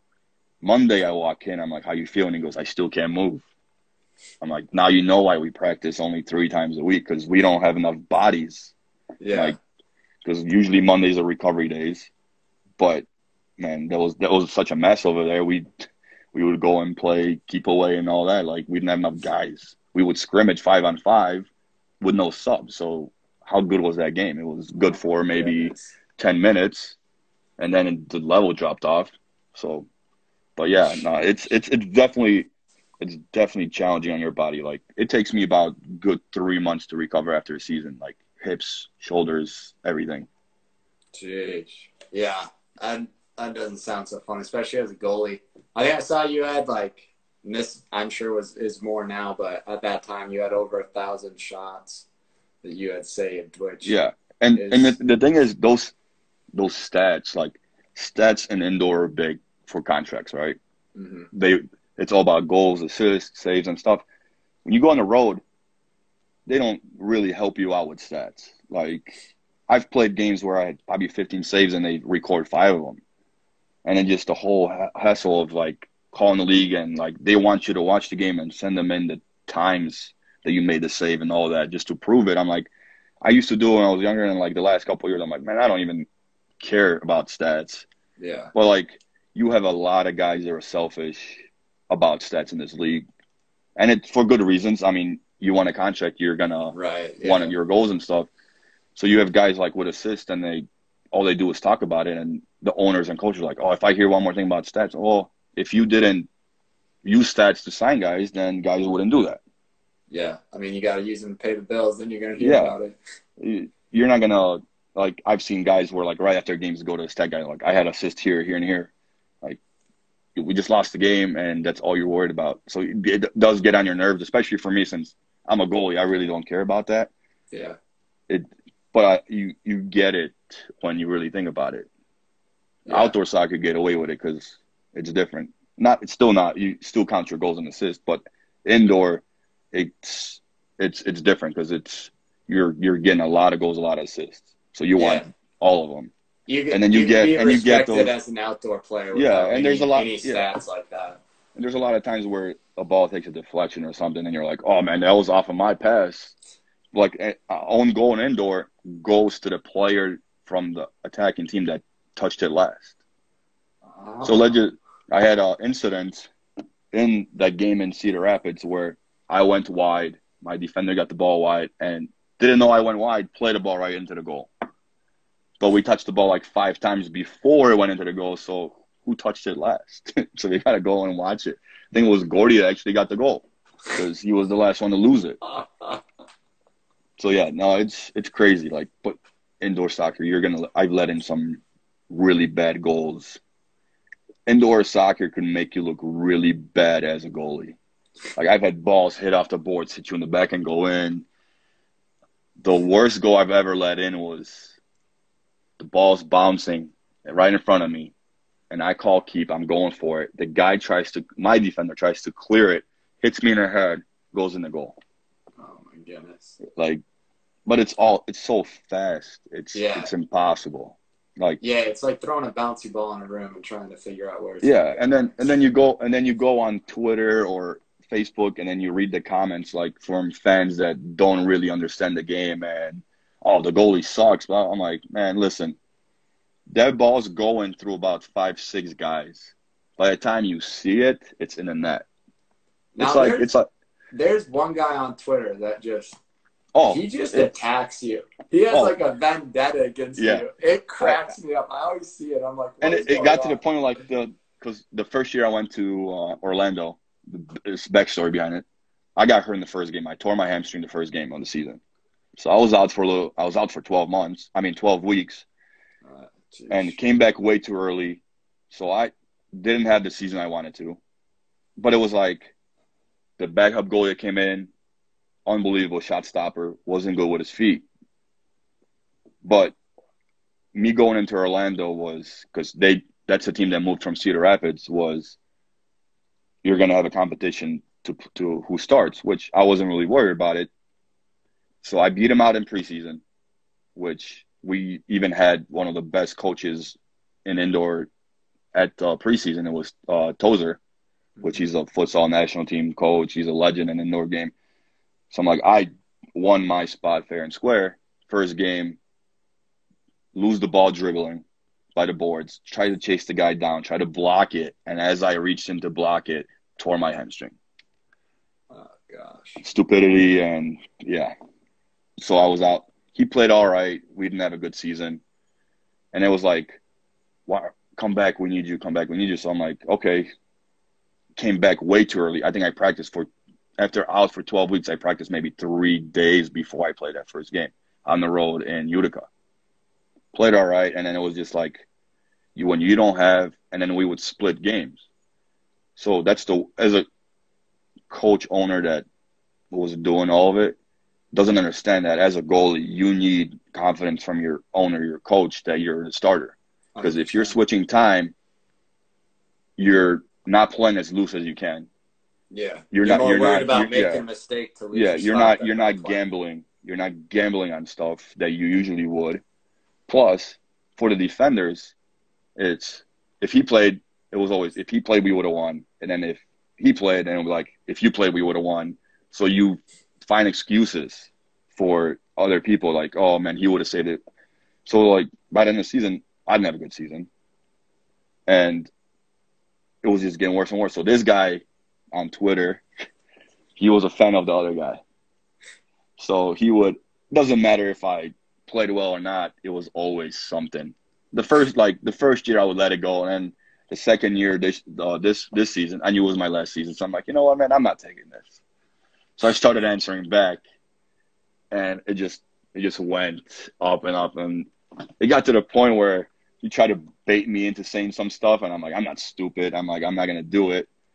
I think I might have called him fat, but the worst part is like on his Twitter, you don't know who he is, but I've seen him so many times, and I didn't know who it was when I first started talking to him. Yeah.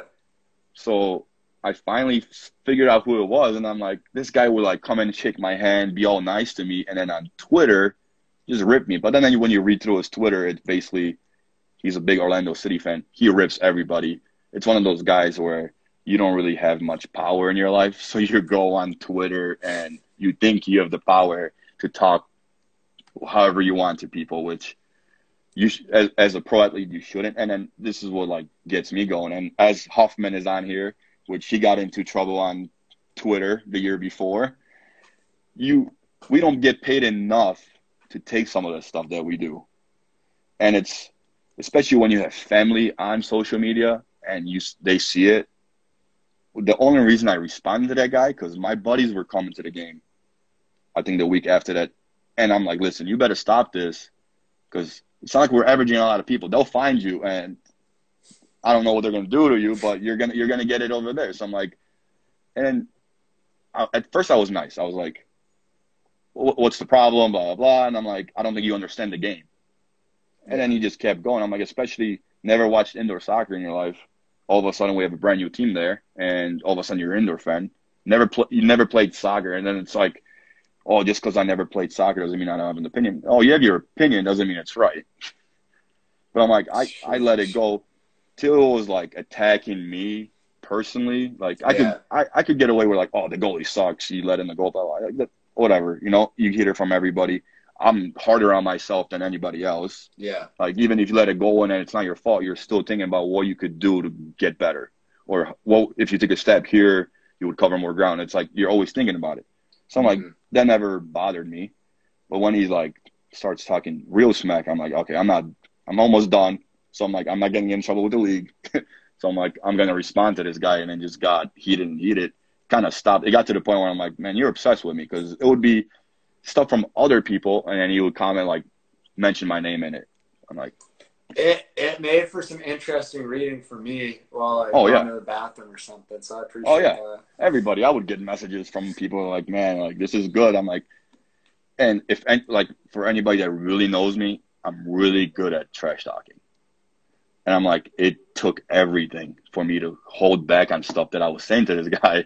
I'm like, for one, I don't want to get in trouble. For two, I have a bunch of kids that follow me that I don't want them like doing that.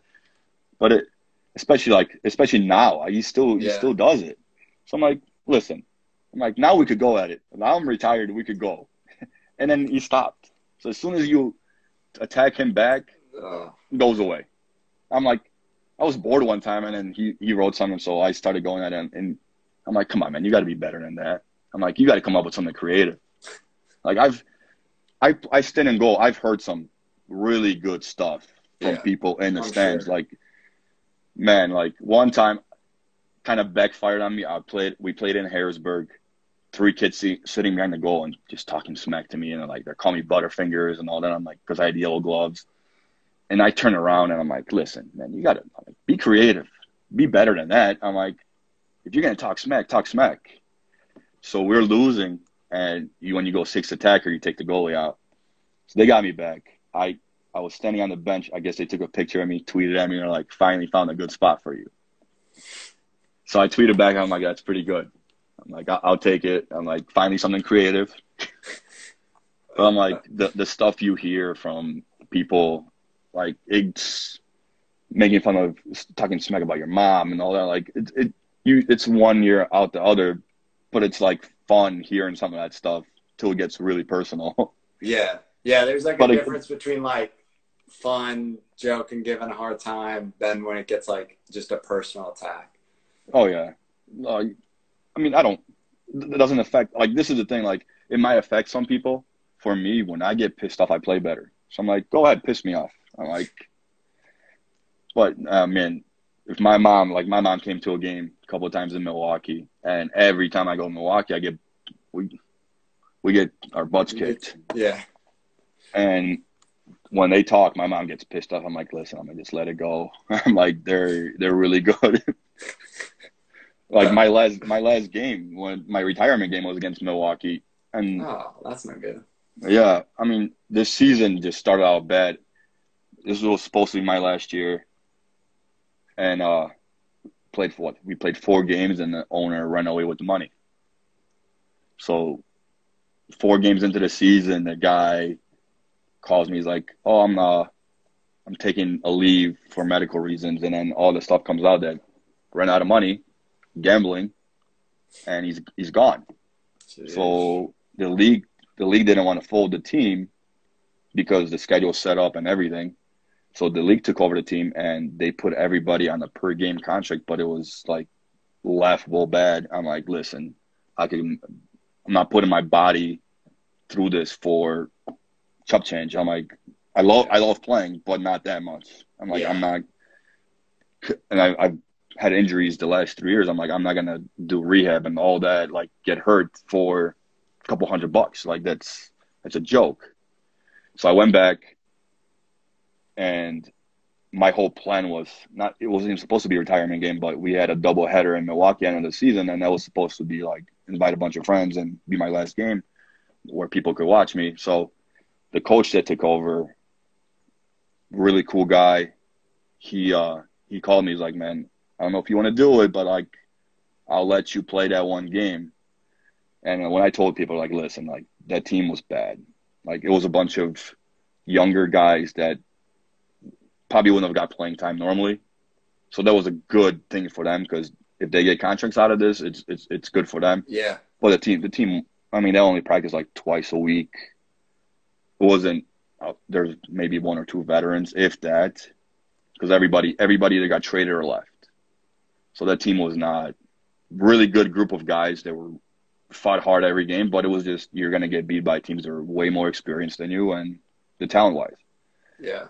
So yeah, that's tough. I told people, I'm like, I'm going to play in Milwaukee, and everybody's like, really? I'm like, you usually lose there normally. Like, you're going to go with this group of guys, and that's going to be your last game? I'm like, well, going into it, I'm like, I know my back's going to be hurting from lifting the ball and that, but I'm like, I just want, it was a game where I enjoyed it just because I knew what I was getting myself into. Like, I wasn't getting pissed off. I mean, still played my butt off, and they actually played well. I mean, the guys played really well.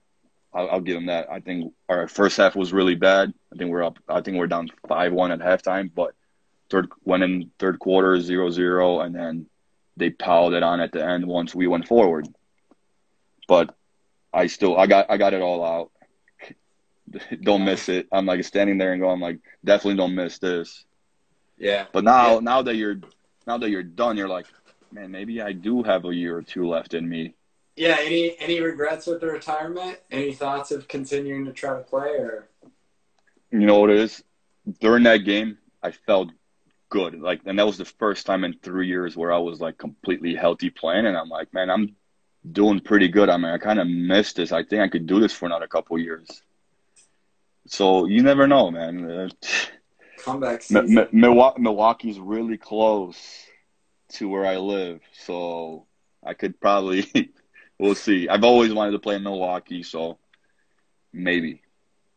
Now, you're coaching now. You're coaching at Triton. You're entering your 11th season there. I know, was it sometime in September last year you overtook most wins for the college all time. So obviously a lot of success there. It worked out that you could play indoor soccer with also coaching there with, only missing maybe 2 weeks of spring season. What are you going to do now if you don't have indoor during that winter time? Well, my first thing is trying to get a job at the college, probably like a counselor job or something. So, but we'll see what actually happens with colleges now because they're thinking about going online or even get a real-time job. But I want to coach, so whatever job I get is going to be through with the schedule that I could do this stuff. So I'm not gonna take a full-time job and not coach. I mean, I think I've put in enough work at Triton that I want to keep it, and later on move on to probably a 4-year school. But I mean, I took over after Tommy Sliwa, and he built.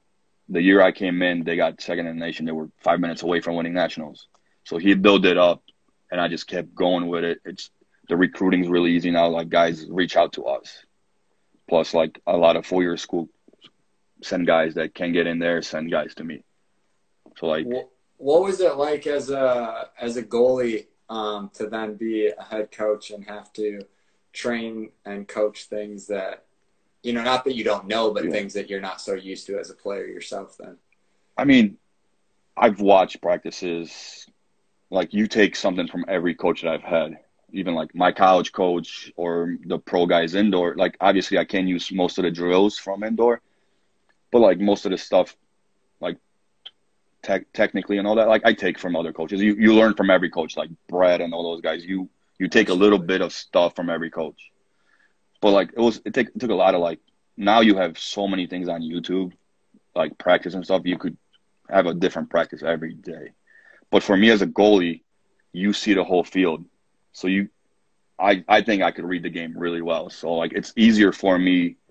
I think it's easier for a goalie to go in and coach, because if you're a really good player, you're not used to like teaching guys how to do stuff, Like that's what they say. Like great players don't make good coaches like most of the time because it comes naturally to you.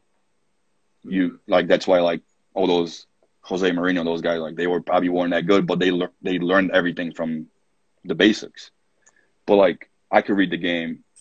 I mean, I've had success, but like I enjoy it. Like I enjoy learning. You learn every year. It takes a lot of like prep work and stuff. But like as far as reading the game and setting up the formation stuff, like I love it. It's always a challenge. And for me, like I'm a goalie, so I should probably be more defensive.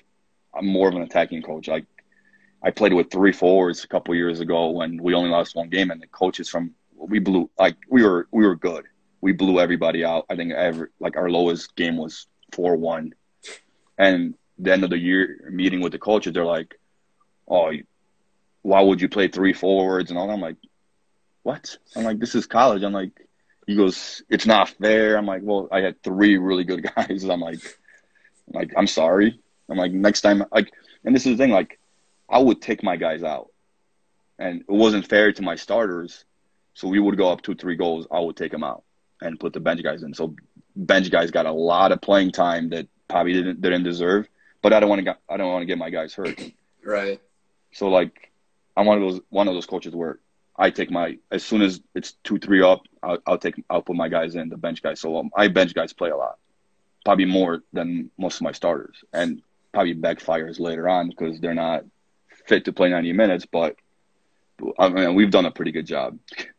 Yeah, you've had success there. What's been the most surprising thing that because I think a lot of players think they know what coaching is like, and then you get into coaching and it's a lot different. What was the most surprising thing for you? The surprising thing is there's a lot of stuff that goes into it other than just on the field stuff.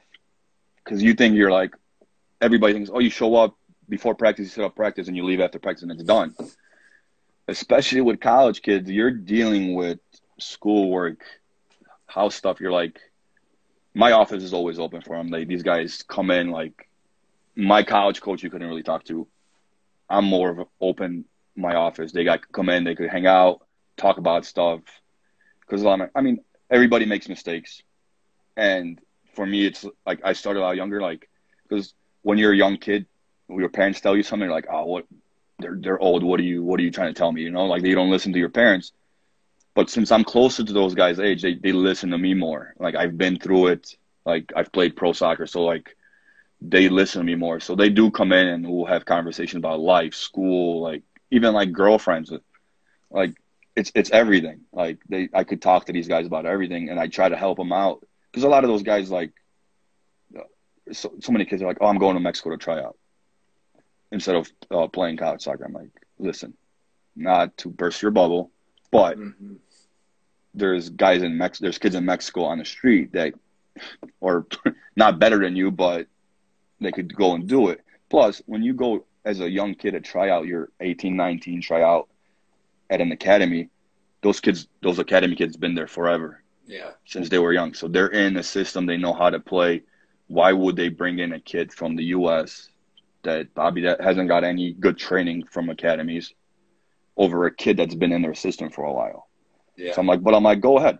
Go try out. It's you're gonna learn, but you're gonna be back. And it happens a lot. Those kids come back and oh, I don't want to play soccer anymore. I'm like, listen, I'm like, that's not I told you before, I'm like, this is probably the closest thing you're going to come to pro soccer. So enjoy it. 4 years of college, because like they'll play for a year and they'll stop. And then I'm like, there's no going back. Like once you hit 30, upper 30s, 40 years old, you can't go back and play soccer. Yeah. So you might as well do it because you could always get a job, start a career later on. But once you're too old to play soccer, you're not going back. And Yeah. then you don't want to be 40 years old sitting on a chair. I'm like, man, I was good back in the day. I should have tried it because there's no going back. You can't turn back time. I always tell guys, especially when they're still younger and, deciding about, do I continue to pursue it or, oh, I should get a real job. I'm like, listen, when you're 65, 70 sitting at home, you're not going to be like, oh, I'm so much happier that I have that little bit Yeah, extra money. Like, that's not going to make the that's what difference it in is. And your life. like I have friends that have like really good careers now in their work, and they're like, man, I'm jealous of you because you did what you wanted to do. You traveled. I mean, that's best part about playing is you get to see so many places. You get to hang out with guys, and that probably like the thing that I miss the most is just hanging out with the guys, the locker room stuff. Like, yeah, the soccer part was fun, but like it's the stuff off the field that basically makes it. Like, Absolutely. but like a lot of those kids don't understand is that college, you play college, you're hanging out with your buddies, and you're not really fighting for spots, but you are. When you make it pro and somebody has a family to feed off of that, yeah, you have your group of guys that you're cool with, but you're fighting for your spot every single day. Yeah. It's a lot easier to get rid of you, too, than when you're at university or something. Yeah, it's like you go party, you go to school, and then, but there's a lot like, and this is another thing they don't understand is like, you got to put in your work outside of the field. You can't just go to practice and that's it. You Yeah. got to work out. You got to work on stuff like, and that's what those kids don't really do. They think, that, oh, I'm pretty good, so I'm done after practice. They can't wait for practice to be over so they could get out, play video games, or do whatever. Like and every team that I've played on, guys would come in early to work on stuff. Guys would stay after, just shooting or whatever it is, and then go to the gym, do fitness, whatever they need to do. And a lot of those kids don't have that because you play club soccer, you're practicing what, twice, 3 times a week maybe. And that's it. That's all the soccer they get. You got to do stuff on your own. Go to the park, and it really shows the difference between guys that do that and guys that only show up when they have to. Mm-hmm. Yeah. I mean, I coach kids now. I had a group of kids that are bad, like bad news bears bad. And those parents are like, why is my kid not playing? I'm like, your kid's not, he doesn't even want to be here. Like, there's practices where he's like, I'm like, why are you here? And he was like, well, my mom drove me here. I'm like, okay, that's cool. Just go over there. Like, parents force kids to play just because they want them to play, or they played soccer back in the day. It's not for everybody. Yeah. You got to have the passion for it. If you don't, you're just hurting the kid by bringing him to practice, and you're hurting other kids because those kids don't want to be there, and they mess up your practices. Mm-hmm. I had a kid who I did a 1-on-1 drill. It was indoor with little pug goals. So I passed the ball to the kid. The kid kicks the ball out of bounds, and I'm like, "What are you doing?" He goes, "Oh, at least I didn't let it go in," and just walks off. I'm like, "Wow." Oh my goodness. I'm like, you're gonna make it far. I mean, he's got a point, but still. Yeah, but like you're supposed to try to score because you got the ball, but you just kicked it out of bounds, and you're like, at least I didn't get scored on. And I'm like, wow. I'll have the almost win. Yeah, exactly. No, but like kids are growing up differently. Like, you're coaching now. How do you like it? I like coaching. I like coaching more than playing right now. I enjoy it. I enjoy like I think players when you're a player, you don't recognize sometimes what a coach is doing, and like kind of it's almost like you're pulling strings in a sense of like, you know, these two guys don't get along, and suddenly then 2 weeks later they're like buddy buddy, and they don't realize how it happened, but you're, you know, doing certain things and drills to help them be like, oh, I like playing with this guy and all. And you kind of see that, you see the team from the outside and watch them grow through a season, I think is such like a rewarding thing. And I agree with like the almost, you know, like the mentorship, and they come with you to problems outside of, you know, just soccer. But it's funny too, because I mean, I'm the same age. Some of my players are older than me. And like, but because you're a coach, they're like, hey coach, I have a question. Like, I'm looking for advice. I'm like, how would I know that? You're older than me. Like, I don't know. but no, I love it. But it's, I tell people like, play as long as you can, because coaching is so much more work.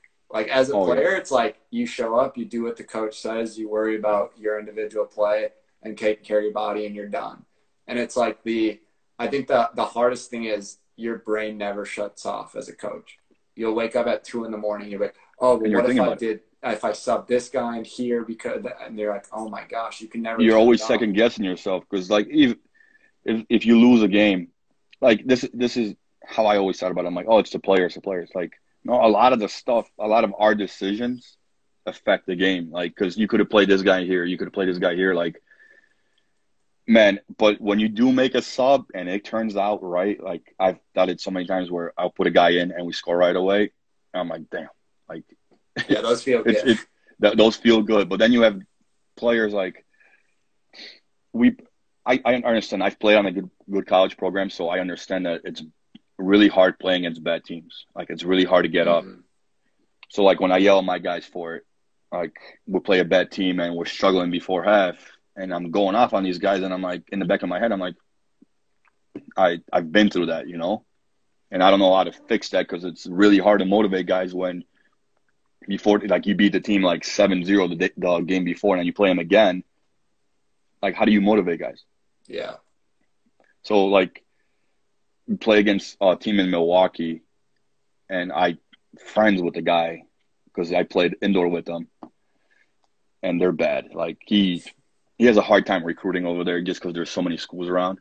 Yeah. And he'll come to me and be like, man, just put your bench guys in today. And I'm like, listen, you want to play my starters because they're going to take it easy because they know they're going to win. I'm like, when I put my bench in, that's when they want to show that they could play. And it happened so many times. I think the last time we played them, I think it was only like 2-0 at halftime. I put my bench guys in and ended up like 11 or 12. And we're just standing in the middle of the field just laughing. And he's like, man, just put your starters back in. No, but like you're going back on it, like you're trying to give advice to all these kids. But it's a lot of stuff. Like you don't really know what a player is going through. Like you see him mad on the field or something, and then you talk to him after, and he's going through stuff at home, and like that's the stuff you have to like take into consideration when you're coaching, especially in college. Like, these kids are, and it's as dumb as it is, it's like women problems. I'm like, listen, like the best advice I could give you, stay single throughout college.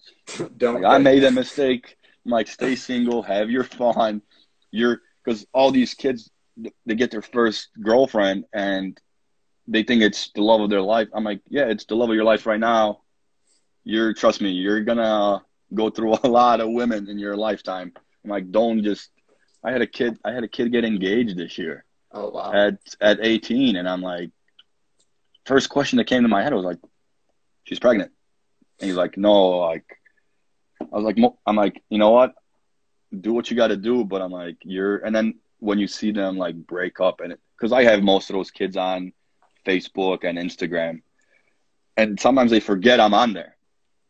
So some of the stuff they post, like 3 o'clock in the morning, we practice at 6 in the morning. 3 o'clock in the morning, you'll post something, and I could see it. I'm like, and then he shows up late to practice. I'm like, really? I'm like, he's like, oh, I just missed the train. I got stuck on a train. I'm like, oh, so you weren't up at 3 in the morning driving around or something, hanging out with your buddies. That happens all the time. Like, we against Richmond when we lost 7-0. I had 3 of the kids come into my room in the hotel. I'm like, Coach, can we go to the movies? It was across the street. So I'm like, you know what? Like, go ahead. Go to the movies. They're dumb because I'm laying in bed with my assistant in the other bed, and we're like, oh, and they posted something on their Instagram, on their story. Like, let's see what movie they're watching. Posted, they're at the bar. And I'm like, you got to be kidding me. I'm like, we're in the Sweet 16, and the day before the game, and you're at the bar. So, got my phone. I just texted her. I'm like, first of all, you guys are stupid. You have 20 minutes to get back. They walk into my room. I'm like, are you kidding me? Yeah. And we lost the game. And one of them was my goalie. He let in 3 goals on like 2 shots. So I take him out before halftime, and he has the balls to walk by me and be like, why'd you take me out? I'm like, are you serious? And I'm like, first of all, you went out last night. I'm like, now I know why you're playing like that. And he's like, what does me going out have to do with me playing? I'm like, oh. And then I just literally told him, I'm like, just get this kid away from me. Jeez. Like, my first year coaching, like as a head coach, made it to the Elite 8 in New York. So we drove 3 vans, and the third van was me and my assistant, and then the third van was a guy that was helping us out. Well, a younger kid, like really nice kid, just helping us out driving the van. So the guys in that van bought a case of beer at one of the gas stations. We stopped. So we're on our way to New York. We stopped in Cleveland. Yeah, nice. So, and he tells me, and that was before like smartphones. Man, sound old, but yeah, that was like you still had the razor. So we get to the hotel in Cleveland, and he tells me that. He's like, hey, by the way, I don't want to be a snitch, but I heard cans opening, and I'm like, so I get everybody in the room. I'm like, who bought the beer? Who had beer? Nobody's answering. I'm like, so if I check all your bags, you're not going to have anything, right? All of a sudden, 5 guys raise their hands. Like, Coach, we got it. We got beer. So I'm like, okay. I'm like, first year coach, I'm like, if I let this go, like, they're just going to walk all over me. Yeah. So I'm like, 5 of you, pack your stuff up, get in the van. I'm driving you to the train station. You guys are going home. They pack their stuff there in the van. So I'm driving with my assistant. No idea where the train station is. Don't have the money to send them back. So we're just driving around. My assistant texted me and goes, you know where you're going? I'm like, no idea. Like, thank God, 2 minutes later, they started crying. So all of them start crying. Coach, I'm so sorry. Like, we're never going to do it again. I'm like, all right, this is your last chance. Get him back to the hotel. I'm like, if they didn't start crying, I don't know what I was going to do. But I'm like, I had to do something. Yeah. Like, I don't have enough money. We don't have the budget to take you guys back home. I don't even know what a train station is. But, like, this is the stuff you deal with. That's incredible. Oh, my goodness. But I'm like, now it's a funny story. But back then, like. Oh, yeah. And it's hard because in the moment, like, you have to figure out ways to, like, take the emotional side out of it and, like, make a good decision. And it's, like, it's something that you've never even thought about that could happen. And then you have to suddenly make a quick decision. There's no one else to ask. You're the head coach. Like, it's on you. This is the thing. At the end of the day, you're in charge of these guys. So if something like even them getting drunk, I could lose my job for it. I'm like, I'm not gonna lose my job over kids. Like, this is my job. This is my career. This is what I want to do. I don't want to lose my job over this. So you kind of like have to stop it right there. Because if you let these guys do it, then it's gonna get around like, oh, this guy doesn't care. We get to New York, they'll do the same thing. Mm-hmm. But it's like you don't understand it. Like when I played in college, my coach was a hard ass. Like you couldn't talk to him. Like he was just strict. And then me as a kid, I'm like, oh, this guy's an ass. You know, like, oh, till you start coaching. And I talked to him like months ago. I'm like, listen, I'm like, we didn't get along. I'm like, but I understand why you were the way you were. Because if you let these 18, 19, 21-year-olds walk all over you, you're going to lose all the control over them. So that's what you have to do. You have to be strict. But, like, I'm strict to the point, but I still let these guys slide with a lot of stuff. Like, I understand it's a junior college. So, like, if they got to take off practice for work, I let them do it. Like, 4-year schools, you miss practice, you're not playing. Yeah. So, like, you have to adapt to, like, because, I mean, I don't really get a lot of kids that are well off. I get a lot of kids that do get financial aid and they need to work. Yeah. So, like, that's the stuff. As long as they don't take advantage of it. But for the most part, they like to practice and play. Yeah. I've had guys that play during season and get hurt.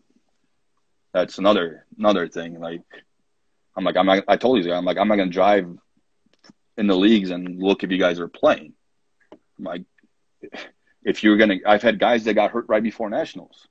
So I'm like, yeah, I'm pissed off, but I'm like, you did this to yourself. I'm like, you did all this work. You did preseason. You played all the games. You're a starter on this team.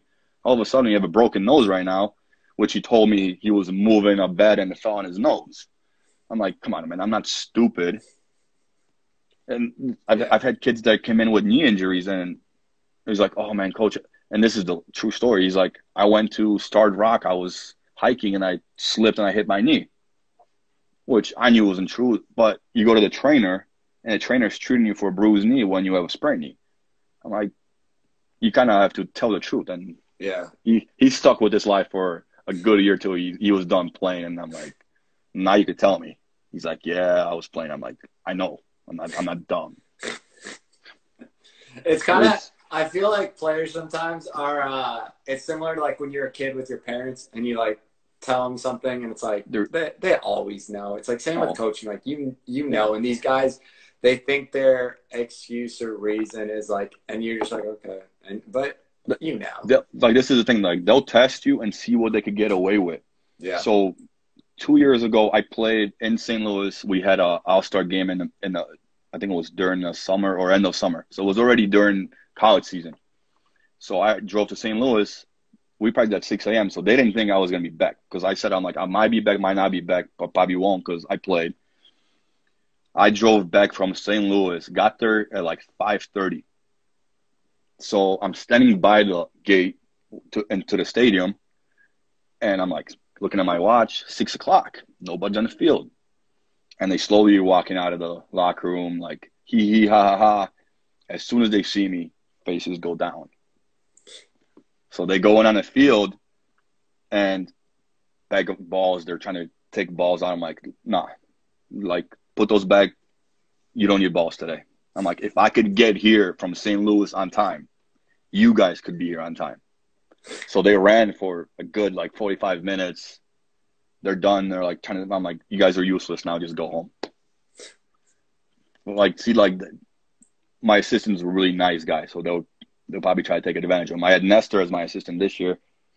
They did not take advantage of that because Nestor, I've never seen somebody make people do burpees as much as Nestor did for any little thing. Nestor was hard on him, but they need it. So yeah, that's the thing. Down the road, at some point, they'll look back on it and be like, yeah, it's because the coach actually cared. Yeah, no, the best thing is when they come back years later for like an alumni game and they're like, they thank you for it. Like, I had a great time here. There are so many kids where, like I told you, like they'll play one semester and they're done. You know, they'll fail out all the classes and then they won't be back, and they'll still show up next year for like practice. Like, oh, can I just practice with you guys? And they regret it. I've had so many guys that would play 1 year, take a year off because of grades, and then come back a year later just because they miss it. Yeah. But there's a lot of those kids. I mean, I figure when I first started out as coaching was as a college coach, it was more coaching, right? I was like all about coaching. I didn't really get into the school part, and I'm like, I can't tell you to go to class when I barely went to class in college, you know? So, but like you figure out which classes you could put them in, which teachers are okay with you missing because of games and stuff. Like I have the whole system down. So like I have more and more kids coming back every year. And it helps because when you have all freshmen, by the time they get the way you want them to play, season's over. Yeah. And then you bring a new group in for next year. And then because our spring season, I think I'm one of the only junior colleges that actually does spring. Because those coaches, like, you get paid by the season, you know, you don't really care. But I'm like, I do open practices all spring, summer. So those guys are always together. Even the guys that are coming in the next year, like the high school kids come in for like open play and stuff. So I do a lot more than I probably should, but I enjoy it. So that's why we're good. That's the problem. You do more, you're gonna increase your chances of succeeding, but oftentimes organizations are willing to let you do that for free and not. That's the thing. Like all the recruiting, all the stuff in the summer and the fall, spring, I don't get paid for it. I do it because I like winning. Yeah. And there's so many there's so many colleges where like I'll lose recruits to other colleges. I won't name which ones, but and then they're like, Coach, I think I'm gonna go there. I'm like, you know what? Go there. I guarantee you're gonna be calling me after season. Because those coaches just bring in kids for the season. They don't help them out with anything. Like my main goal is to bring kids in and get them into going to 4-year schools. So like, yeah, the soccer part is important and stuff, but for me, I succeed when you go and get a scholarship at a 4-year school. Mm-hmm. That's my main goal. Yeah. Get your grades up so you could actually do it. But most coaches just do it as a quick little payment for a car payment or something, you know? And they know they're going to get new kids every year, so they don't care. Like, I had a kid that lived right next to my college, ended up going to another college close by, scored 48 goals in 18 games. Not bad. I'm like, man, you score 48 goals for me, I'll go to class for you. Like, that's a lot. Yeah. So, and then he was like 4 credits short to play next year. Coach didn't even help him out. Didn't even help him go to summer school or anything. Like, just because he knew he was going to get new kids. I'm like, and then he ended up coming to me. Like, I've had so many kids that go to a different school and transfer out back to me. Just because I'm like, you got to look at it. That's why I tell them, I'm like, because they're like, oh, Coach, why would I come here over like a Division 3 4-year school? I'm like, listen, when you go to a 4-year school, their job is to keep you there for 4 years. Mm-hmm. My job is to get you out to a 4-year school as big a scholarship you can get. Plus, they don't understand that you transfer out of a junior college, you're getting money for grades plus financial aid. So when you go to a 4-year school after, they're not wasting a full ride on you. So it's easier to go. 100%. Plus, when you go as a freshman, you're most likely redshirted. Yeah. And it happens a lot. Over here, you're going to get your playing time for the first year or two and then transfer out. But once you transfer out, you're getting playing time because they're not going to bring a kid in to put him on the bench. You're bringing a kid in that's actually going to play. Mm-hmm. Yeah. So that's the struggle. That's your struggle. You got to convince them to see that. And I think a lot of players get all starry-eyed about this, that, and third instead of making. It's a lot of pride for those kids. Mm-hmm. Like that's the thing. Like you know how many kids I get? Like I'm gonna go D1, and it's senior year. Like almost school's over. You're going D1. I'm like, well, you talking to anybody? Oh no. Like, buddy, recruiting's done junior year for your class. Yeah. And then I'm like, don't worry, you're gonna call me in the summer once because it's a pride thing too. I'm like, oh, they all think they're gonna go and play D1 soccer. That's not for everybody, and it's hard to get in. Plus, if you haven't talked to a coach yet, good luck. Yeah, seriously. Oh, honest with the shout out. Such kind words. He's actually watching. You must be bored, Honest. He must be bored. But yeah, so I appreciate you being on here today, man. I appreciate you sharing your story and your insight. Obviously, from a coach's perspective too, it's interesting to hear that because it's a little bit different than players because you see it from the the other Yeah. side of things. So thank you though for It's been sharing fun. all of it. It's been fun, man. Take care over there. All right, man. Have a good day. Good luck. Bye. Bye.